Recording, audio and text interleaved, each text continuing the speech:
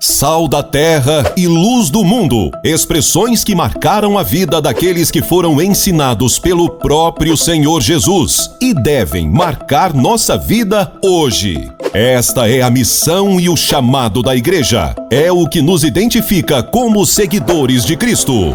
No segundo trimestre, nas lições bíblicas de adultos da CPAD, aprenda detalhadamente sobre os valores do Reino de Deus, a relevância do Sermão do Monte para a Igreja de Cristo, comentada pelo pastor e escritor Osiel Gomes. Os princípios da Palavra de Deus são diretamente opostos à realidade deste mundo e não podemos nos conformar com o modelo mundano, mas seguir a verdade transformadora da Palavra de Deus que Jesus ensinou. As batalhas de nosso tempo devem ser combatidas com armas espirituais. Não devemos temer as circunstâncias, mas crer no poder daquele que criou todas as coisas. No Sermão do Monte, Cristo nos revela acerca do favor de Deus e nos mostra que somos uma nova criatura, filhos amados do Pai. Seja fortalecido pela Palavra de Deus na escola dominical.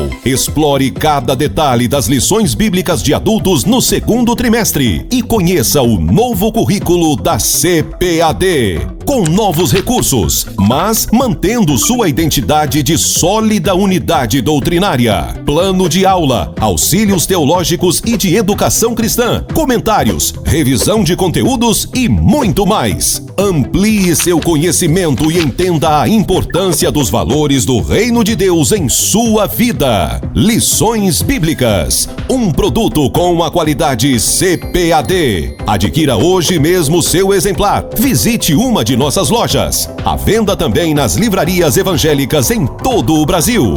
Ou acesse www.cpad.com.br. E você ainda pode fazer seu pedido por telefone 0800 021 7373. CPAD, a editora da Escola Dominical.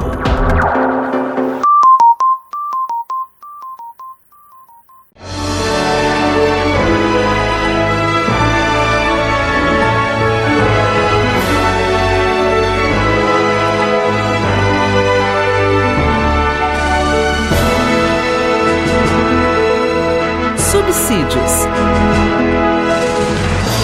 Lições Bíblicas, jovens. Lição 13. Para que creiais que Jesus é o Filho de Deus. Meus irmãos, pela graça de Deus, nós estamos iniciando o comentário, a apresentação da lição de número 13 deste primeiro trimestre de 2022. E nesta data eu quero renovar minha gratidão a Deus pelo grande privilégio de poder ter contribuído com a Igreja Assembleia de Deus no Brasil, escrevendo o comentário da lição bíblica de jovens, uma dádiva, um privilégio que Deus me deu. Quero agradecer à Casa Publicadora das Assembleias de Deus e, por que não dizer, a nossa Convenção Geral, na pessoa do pastor José Wellington Júnior, o pastor José Wellington Bezerra da Costa, que preside o Conselho Administrativo, o irmão Ronaldo e toda a direção, toda a equipe da Casa Publicadora, os que trabalharam, inclusive, na edição da revista, os irmãos que trabalham na produção também, no setor de vídeo, irmão Jorge, toda a sua equipe, Deus abençoe. Mais uma vez, minha gratidão também ao pastor Nelson, que preside a nossa convenção em Rondônia, e também membro do Conselho Administrativo, toda a minha família, minha esposa, Jocineide, meus filhos, que me apoiaram, me ajudaram também durante o período de preparação destas lições. Que Deus possa abençoar. E a você, professor, que tem nos acompanhado durante esse trimestre. Meu desejo é que tenha sido enriquecedor para a sua vida, para todos os seus alunos. Vamos fazer uma oração. Senhor, nós queremos louvar o Teu nome, Te bendizer, Te render graças e dizer o quanto nós precisamos de Ti, da Tua presença, do Teu Espírito em nosso coração. Obrigado pela tua palavra, obrigado por teres enviado a Jesus, o teu Filho, para morrer por nós na cruz do Calvário, Senhor, e nos dar o perdão dos nossos pecados, a salvação e, por tua misericórdia, o direito a uma vida eterna, não pelo nosso merecimento, mas pelos méritos de Jesus, o teu Filho. Muito obrigado. Nos ajuda a viver para te glorificar. Mais uma vez agora pedimos que venha nos abençoar na meditação da tua palavra, em nome de Jesus. Para que creiais que Jesus é o Filho de Deus. Texto principal: estes, porém, foram escritos para que creiais que Jesus é o Cristo, o Filho de Deus, e para que, crendo, tenhais vida em seu nome. João 20, 31. Neste versículo, o apóstolo João está enfatizando o objetivo, do seu livro. Lucas, escrevendo o seu evangelho, ele disse que ele se propôs a pôr em ordem os fatos do ministério de Jesus, tanto no evangelho quanto lá no livro de Atos. E João também apresenta o seu propósito. E o seu propósito, no registro dos sinais, é para que a sua comunidade cresça que Jesus, ou seja, o homem, o mestre da Galileia, com quem os discípulos andaram um pouco mais de 3 anos, esse Jesus é o Cristo, o Messias prometido no Antigo Testamento, o Filho de Deus. E para que, crendo na humanidade e na divindade de Jesus, tenhamos vida em seu nome. Então esse é o propósito claro do Evangelho de João. O resumo da lição: não será por evidências ou argumentos filosóficos que as pessoas serão salvas, mas pela pregação do Evangelho no poder do Espírito Santo. O nosso texto bíblico fundamental está em João 20, 26 a 31, que diz: E 8 dias depois estavam outra vez os seus discípulos dentro e com eles Tomé. Chegou Jesus, estando as portas fechadas, e apresentou-se no meio e disse: Paz seja convosco. Depois disse a Tomé: Põe aqui o teu dedo e vê as minhas mãos. Chega a tua mão e põe-na no meu lado. Não sejas incrédulo, mas crente. Tomé respondeu e disse-lhe: Senhor meu e Deus meu. Disse-lhe Jesus: Porque me viste, Tomé, creste. Bem-aventurados os que não viram e creram. Jesus, pois, operou também em presença de seus discípulos muitos outros sinais, que não estão escritos neste livro. Estes, porém, foram escritos para que creiais que Jesus é o Cristo, Filho de Deus, e para que, crendo, tenhais vida em seu nome. Hoje, portanto, faremos a conclusão do nosso estudo baseado no Evangelho de João. Procuramos fazer uma análise o mais panorâmica possível do Evangelho para que os nossos alunos tenham conhecimento do conteúdo deste importantíssimo livro. Um livro que serviu e serve para a desconstrução de heresias e para a solidificação da fé no Filho de Deus.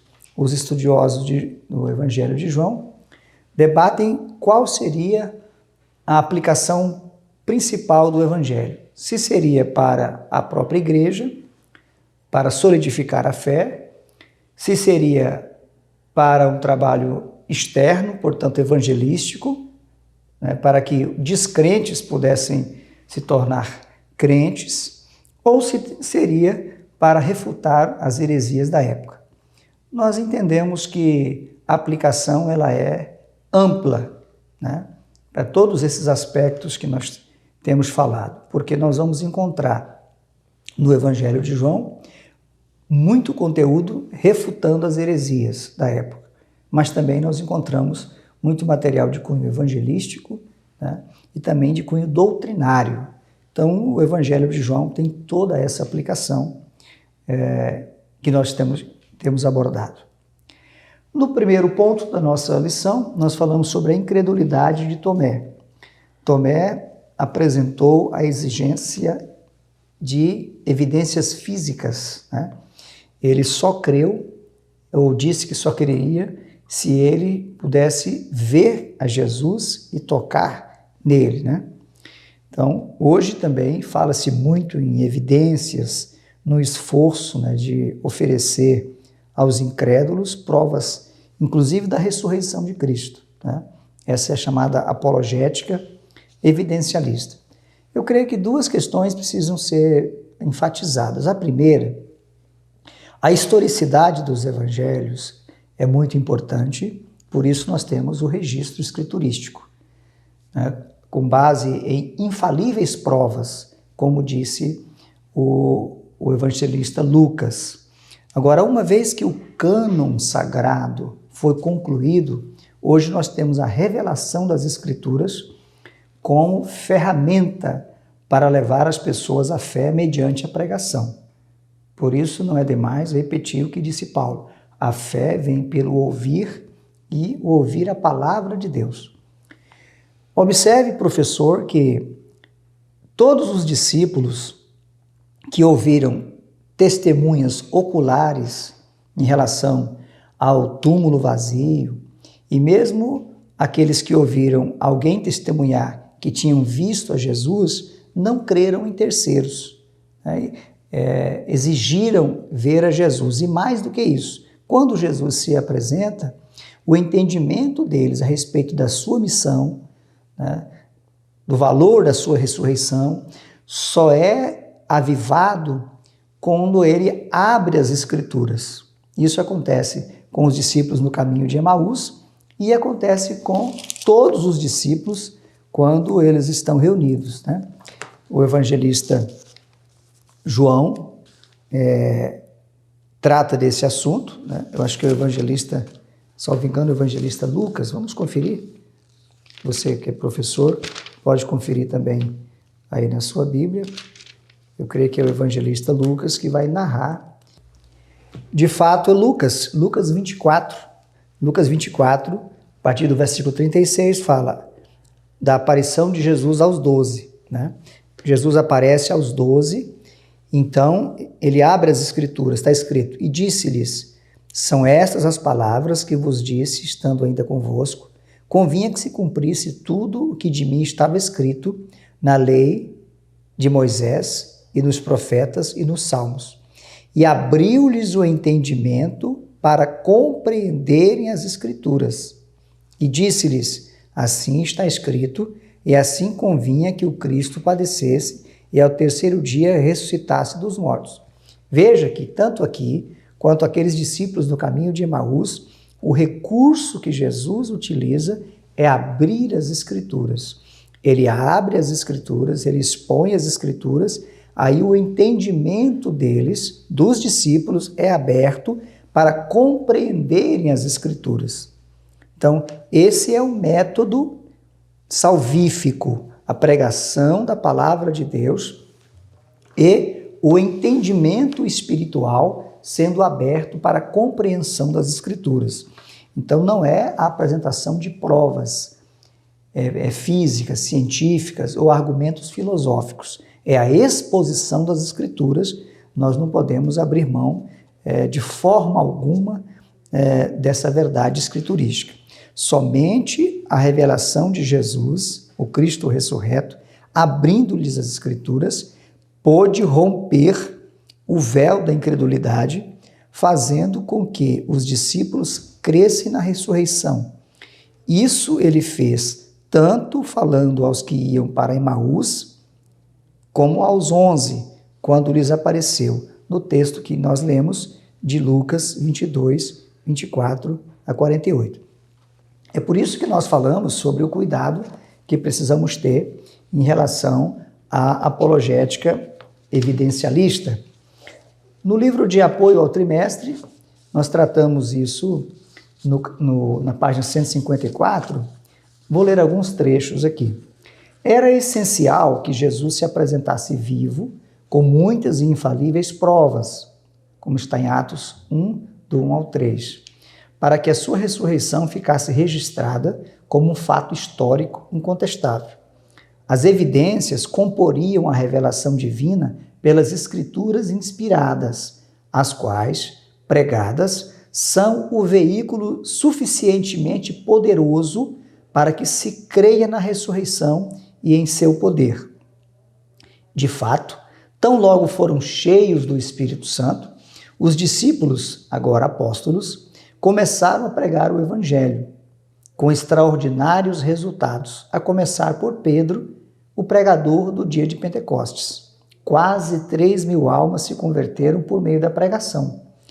Isso vai se tornar uma característica marcante da igreja primitiva, que jamais se valeu da apresentação de provas materiais ou argumentos filosóficos em sua missão querigmática, ou seja, de pregação do Evangelho. Não é razoável que agora, há quase 2.000 anos de história da igreja, voltemos para antes do Pentecoste, quando o testemunho dos discípulos não tinha poder para produzir fé e se exigia evidências. Depois que a igreja recebeu o poder do Espírito Santo, é a pregação do Evangelho que tem o poder de levar o descrente à fé, não somente na ressurreição, mas em toda a obra da salvação.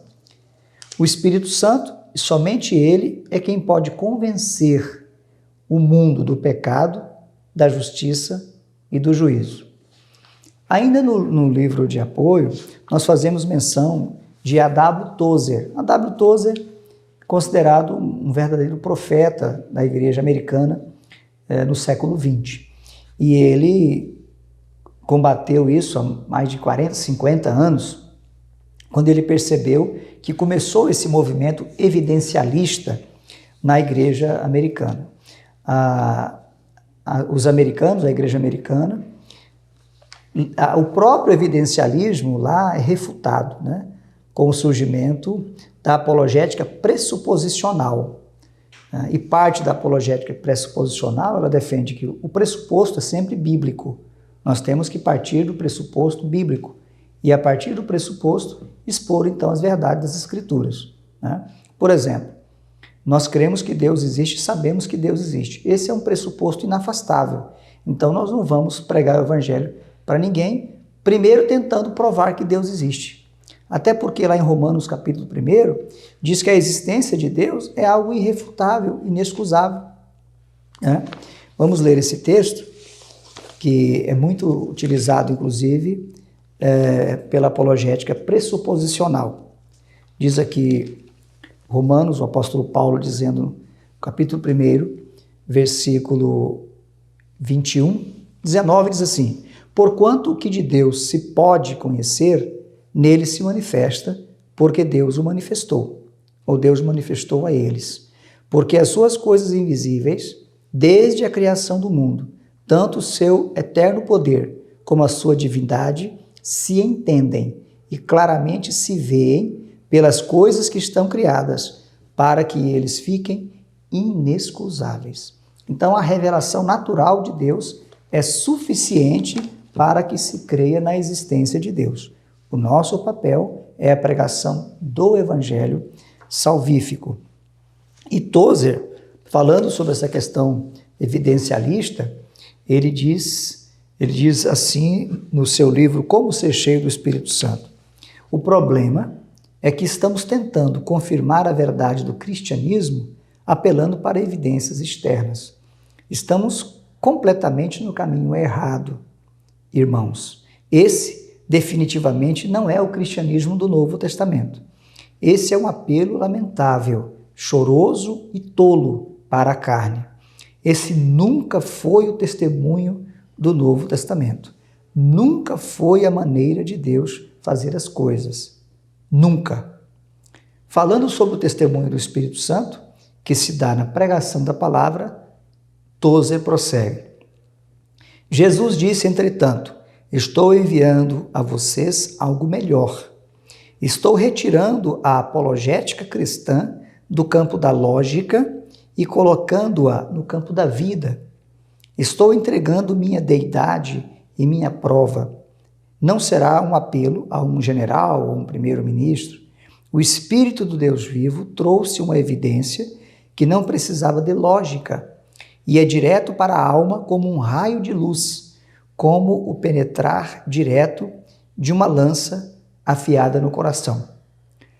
Aí ainda sobre esse assunto, prossigo eu dizendo: seguir pela trilha da necessidade de evidências pode levar a situações insolúveis, porque não se pode utilizar o mesmo critério para as questões essenciais da fé cristã, como a encarnação do Filho de Deus. Quanto à ressurreição como um fato histórico, Eusébio de Cesareia, no clássico História Eclesiástica, traz um importante registro sobre a amplitude dessa crença, mesmo entre as autoridades romanas.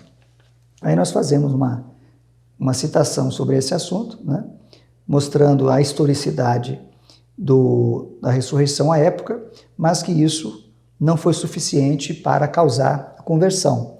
Porque o que diz a palavra de Deus? Ora, o homem natural não aceita as coisas do Espírito de Deus, porque lhe parecem loucura, e não pode entendê-las porque elas se discernem espiritualmente. Como diz Tozer, as verdades espirituais não podem ser percebidas pelos meios ordinários da natureza. Daí ser absolutamente inadequado tentar difundir a fé cristã apelando para a argumentação filosófica ou investigações históricas fundadas em documentos ou provas científicas. Essa é a ênfase que estamos dando aqui no primeiro ponto, quando estamos tratando da incredulidade de Tomé. Aí falamos da necessidade da pregação no poder do Espírito Santo, né? Sob esse poder, multidões creram sem a necessidade de qualquer evidência material ou física. Portanto, nós devemos pregar a palavra. Ponto 2, nós falamos sobre incredulidade e heresias. A incredulidade é um solo fértil para o surgimento de heresias. Sempre que surge uma incredulidade, se ela não for devidamente esclarecida à luz da palavra de Deus, pela inspiração, pela iluminação do Espírito Santo, será um solo fértil para a heresia. A lacuna que a incredulidade produz, se não for contemplada com a revelação bíblica, abrir-se-á então uma brecha, uma lacuna para a criação de heresias.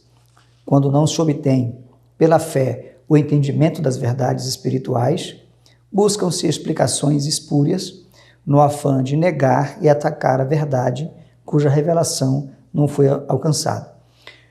Nos dias do apóstolo João, em Éfeso, entre 3 e 4 décadas depois dos sinóticos, muitas heresias já existiam, dentre elas o gnosticismo. E fica muito claro pelo Evangelho de João como que a maneira como ele apresenta o Filho de Deus, né, falando da sua pré-existência, falando da sua função, da sua missão, falando do seu poder criador, inclusive a participação, a agência de Cristo na criação, vai desfazer toda a crença gnóstica. Porque os gnósticos, né, o gnosticismo era um movimento sincretista, né, com uma ênfase muito na filosofia platônica, o dualismo platônico. Né.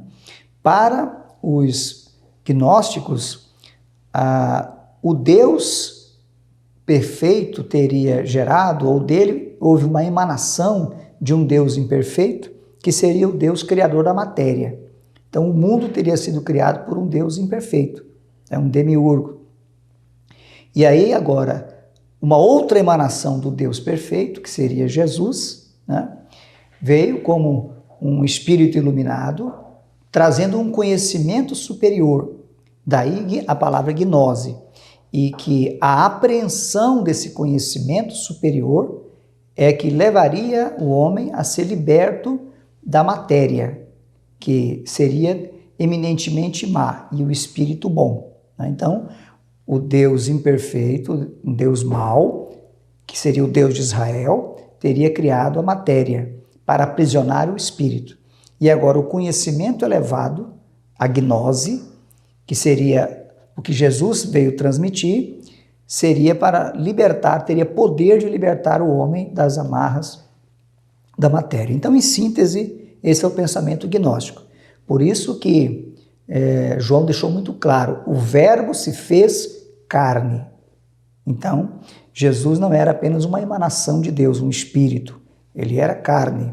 Por isso aquela passagem lá, também de Tomé, ela tem essa importância, porque Jesus mostrou o seu próprio corpo, falou, olha, toque, né? Eu não sou um espírito. Então, estava deixando bem claro a sua humanidade, né? E outras passagens, tantos, que enfatizam o aspecto material de Jesus como homem, para deixar claro que ele não era apenas uma aparição espiritual, mas ele era corpo, ele era carne.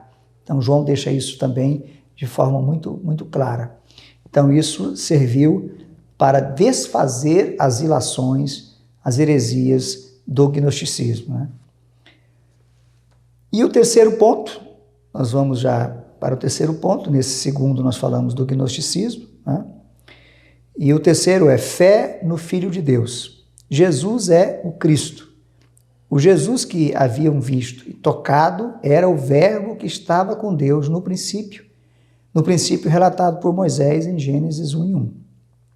Mais que isso, naquele princípio, ele já era Deus, pré-existente, eterno, incriado, criador de todas as coisas. Por isso, João enfatiza que seus escritos tinham como finalidade levar seus leitores a crerem no Jesus, ou crerem que Jesus, o Mestre da Galileia, é o Cristo, o Filho de Deus. Crer para a vida eterna. A fé perfeita em Jesus consiste na certeza de que ele é o Filho de Deus, que se encarnou para redimir a humanidade perdida. Não podemos nos contentar com qualquer revelação de Jesus que seja inferior a esta verdade. Hoje, o sincretismo, né, religioso tem um panteão de deuses, né, e alguns querem apenas situar Jesus, né, nesse panteão. Mas Jesus, como nós já enfatizamos em outras lições, o que a palavra de Deus diz, ele diz com clareza, ele é o caminho e a verdade e a vida. Então ele não está nivelado a nenhuma outra divindade, até porque o único Deus que existe é o Deus verdadeiro, Deus criador dos céus e da terra. Então nós não podemos nos acomodar com nenhuma espiritualidade que negue esta verdade central da fé cristã. No item 3, aqui, o subtópico 3, extraordinária revelação, está dito: quão extraordinária é a revelação obtida por João, que viu em Jesus os sinais do Deus eterno e assim registrou para nós. Em João, o Jesus nascido de mulher é o Verbo eterno que o Pai enviaria ao mundo na plenitude dos tempos para manifestar a graça salvadora, conforme Gálatas, capítulo 4, versículo 4. E assim, professor, nós estamos concluindo a nossa lição de hoje, né? Nós, no primeiro ponto, enfatizamos a incredulidade de Tomé. No segundo ponto, falamos sobre incredulidade e heresias e abordamos acerca do gnosticismo. Uma das heresias do primeiro, segundo e até o terceiro século, ela foi muito evidente. O gnosticismo existe até hoje. O gnosticismo se apresenta com muitas faces diferentes, né? Extremos diferentes. Havia, mesmo nos primeiros séculos, gnósticos que, por causa da matéria ser má, dizia que o homem devia buscar uma espiritualidade e afastar-se de todo o material, mas, por outro lado, tinha alguns que pregavam que a libertação seria através de desfrutar todos os prazeres que a matéria, que a carne, podia proporcionar. Então, o gnosticismo é uma corrente religiosa, filosófica, que não tem uma faceta só, né? Ela é multifacetada. Mas, em síntese, ela nega a salvação pela graça, pela fé em Jesus, e quer elevar o homem a uma espiritualidade através do conhecimento. Quero concluir lendo Oséias, capítulo 6, versículo 3, que diz assim: conheçamos e prossigamos em conhecer o Senhor. Como a alva será a sua saída, e ele a nós virá como chuva serôdia que rega a terra. Que Deus nos dê a graça de nós continuarmos conhecendo a Jesus. Conhecer a Jesus é um processo, né? Conheçamos e prossigamos em conhecer o Senhor. Por isso o apóstolo Pedro diz: crescei na graça e no conhecimento de nosso Senhor Jesus Cristo. Muitas vezes esse versículo é citado parcialmente, né? Crescei na graça e no conhecimento. E algumas pessoas usam esse versículo para tentar incentivar a busca do conhecimento intelectual ou teológico. É importante o conhecimento? Mas nós temos que fazer a exegese do versículo como de fato ele é. Então, o que Pedro está dizendo? Crescei na graça e no conhecimento de nosso Senhor Jesus Cristo. É um conhecimento espiritual, um conhecimento pessoal, conhecer quem é Jesus, né? E isso é o que nós temos tratado durante todo este trimestre. Que todos nós possamos continuar caminhando com Jesus e o conhecendo cada dia mais.